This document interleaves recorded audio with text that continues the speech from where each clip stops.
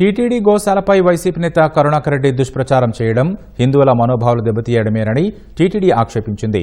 గత 5 ఏళ్లలోనే టీటీడీ గోశాలలో లెక్కలేని అక్రమాలు చోటు చేసుకున్నాయంటూ విజిలెన్స్ నివేదికను బయటపెట్టింది.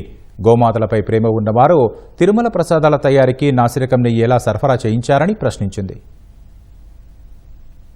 గడిచిన 5 ఏళ్లలో భ్రష్టు పట్టించిన టీటీడీ వ్యవస్థలను ప్రక్షాళన చేస్తుంటే స్వామివారి ప్రతిష్టను దెబ్బతీసేలా వ్యవహరిస్తున్నారని టీటీడీ ఈవో శ్యామలరావు దుయ్యబట్టారు. తిరుపతిలోని ఎస్వీ గోశాలపై వైసీపీ నేత భూమన కరుణాకర్ రెడ్డి చేసిన ఆరోపణలను ఆయన తీవ్రంగా ఖండించారు. తిరుపతిలోని టీటీడీ పరిపాలనా భవనంలో మీడియా సమావేశం నిర్వహించారు. ఎక్కడో చనిపోయిన ఆవుల ఫోటోలు తెచ్చి టీటీడీ గోశాలకు ముడిపెట్టడం సరికాదని హితవు పలికారు. జనవరి, ఫిబ్రవరి, మార్చి 2025లో 43 గోవులు చనిపోయాయి. పోయిన సంవత్సరం అంటే కొంత పీరియడ్ బిఫోర్ జూన్ ఉంది, కొంత పీరియడ్ ఆఫ్టర్ జూన్ ఉంది. సో మొత్తం అంతా 179 గోవులు చనిపోయాయి. ప్రతి నెల యావరేజ్గా 15 గోవులు చనిపోతాయి. డొనేషన్ మీద తీసుకుంటాము.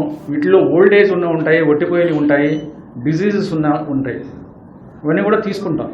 ఈ 3 నెలల్లో 43 డెత్స్ అయితే బర్త్స్ జననాలు 59 జరిగాయి. రోజుకు 500 లీటర్లు కూడా ప్రొడక్షన్ లేదని చెప్పారు. 762 లీటర్లు ప్రస్తుతానికి ప్రొడక్షన్ ఉంది. తర్వాత ట్యాక్స్ ఏవైతే పెడతారో అవన్నీ కూడా పకడ్బందీగా ఉన్నాయి, అవి కూడా చూసాము. ఎక్కడో ఫొటోస్ తీసుకొచ్చి ఇక్కడ అన్నట్టుగా ప్రొజెక్ట్ చేయడం అనేది కరెక్ట్ కాదు. ఏఆర్ డైరీ వైష్ణవి డైరీ నుంచి కొనడం, వైష్ణవి డైరీ బోలేబాబా నుంచి కొనడం, బోలేబాబా నుంచి ఎక్కువ రేటుకి కొని తక్కువ రేటుకి ఏఆర్ డైరీకి అమ్మడం. ఎవరైనా ప్రాఫిట్ వేసుకుని అమ్ముతారు కానీ లాస్కి ఎవరు అమ్మరు. అంటే ఏం జరిగిందో మీకు తెలుసు. సో అలాంటి వైష్ణవి డైరీ నుంచి కూడా 14 lakh లీటర్స్కి టెండర్ పిలిచి వాళ్ళకి ఇవ్వడం జరిగింది. 5 కోట్ల పైనే. గోమాతల మీద ఎంత ప్రేమ ఉంటే మరి ఇవన్నీ చూసుకోవాలి కదా. ఎందుకు వైష్ణవి డైరీని ఇన్వాల్వ్ చేయాల్సి వచ్చింది? మార్చి 2021 నుంచి మార్చి 2024 వరకు టీటీడీ గోశాల నిర్వహణలో అక్రమాలు, వైఫల్యాలపై విజిలెన్స్ ఇచ్చిన నివేదికను ఈవో బయటపెట్టారు. విజిలెన్స్ రిపోర్ట్స్ ఏవి ఇప్పుడు సృష్టించడం కాదు. అప్పుడు రిపోర్ట్స్ ఉన్నాయి, అప్పుడు ఫోటోగ్రాఫ్స్ ఉన్నాయి, అప్పుడు వీడియోస్ ఉన్నాయి. 3/4/2024 ఒక గోవుని, ఒక దూడని 2 కూడా ఎలా పడేశారో చూడండి. ఇది లెక్కలో లేదు.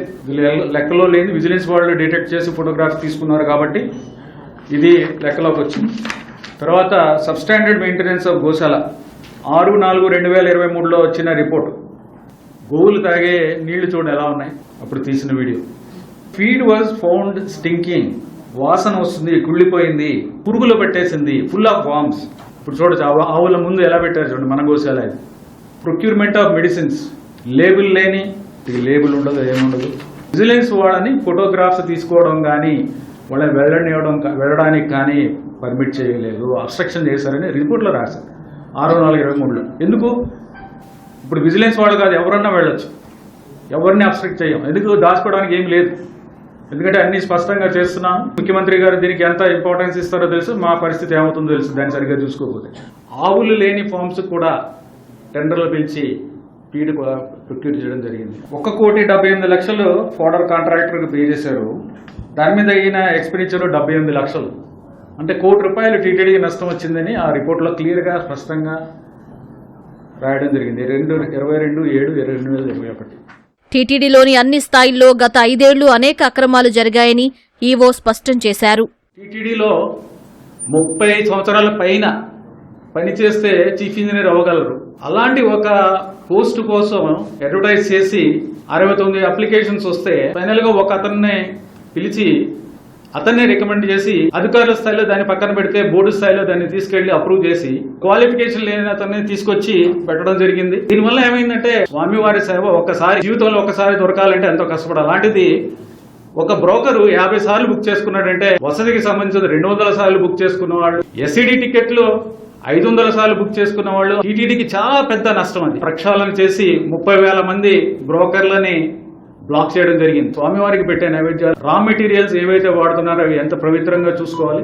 ఆర్గానిక్ డొనేషన్స్ అనే పేరుకు డొనేషనే 3 కోట్ల రూపాయల విలువైన డొనేషన్స్ తీసుకుని 25 కోట్ల విలువైన డొనేషన్ పాస్బుక్లు ఇవ్వడం జరిగింది. గత 5 ఏళ్లలో అక్రమాలకు బాధ్యులపై చర్యలు తీసుకుంటున్నామని ఈవో తెలిపారు.